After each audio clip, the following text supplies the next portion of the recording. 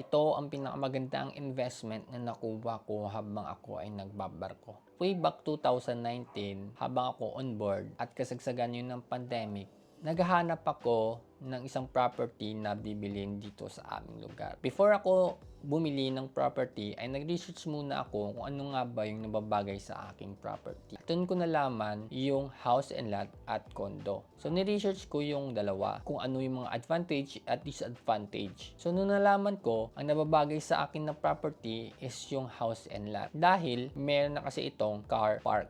Hindi katulad sa condo ay unit lang yung meron ka. At yung parking area ay kailangan pang bilhin. So, doble pa yung babayaran mo. Okay lang kung marami kang pera. At napakaganda rin yung condo dahil malapit talaga ito sa sentro o syudad ng isang lugar. Kasi yung goal ko sa pagbili ng isang property ay gawin ko siyang rental property. At the same time, kung meron akong pamilya ay gusto ko ring tirhan. At gusto ko meron akong community sa isang unit or property na bibilhan ko. Kaya habang ako ay naghanap, meron akong nakita na bago pa lang gagawin. At yung developer or pangalan ng subdivision ay Casamira, Cebu Landmaster. At naghanap ako ng agent. Kasi kailangan mo talaga ng agent upang makabili ng isang property. Hindi ka pwedeng makadirect sa isang developer. So yung agent or real estate agent ay siya yung mag-a-assist sa iyo sa pagbili ng isang property. Dahil marami pang mga requirements na kailangan mong gawin upang makabili ng mga properties. So habang ako ay nasa barko, kinontak ko agad yung mother ko upang gawin siyang SPA o Special Power of Attorney. Nakahanap na ako ng agent at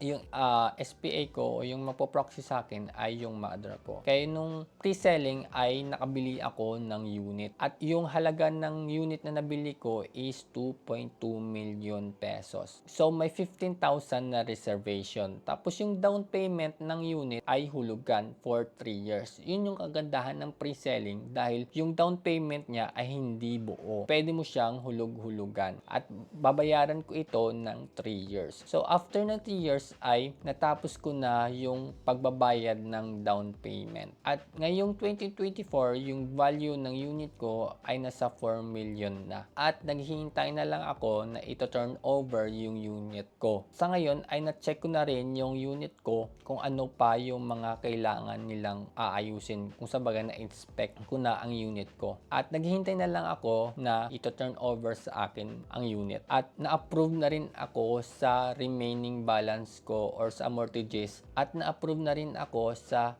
housing loan ko. Dahil after mo matapos yung down payment ay ipoproceed mo na siya sa house loan. At pinili ko yung bank is BDO. Naghihintay na lang ako na ma-turn over sa akin unit upang i-confirm ko na or ma-release ko na yung bank loan ko at magsisimula na ako ng amortization. Sa ngayon ay hindi pa ako nag-amortization dahil hindi ko pa na-release yung loan ko dahil hindi pa na-turn over sa akin. So maghihintay muna ako na i-turn over sa akin yung unit upang pwede ko nang i-release yung house loan ko at makapagsimula na ng amortization o pagbabayad ng monthly payment sa house loan ko. So yung plano kasi sa unit ko ay gawin ko siya munang rental property upang meron akong passive income habang ako ay bakasyon. Dahil meron pa naman akong tirahan, tumitira pa naman ako sa pamilya ko at wala pa naman akong pamilya, ay mas maganda kung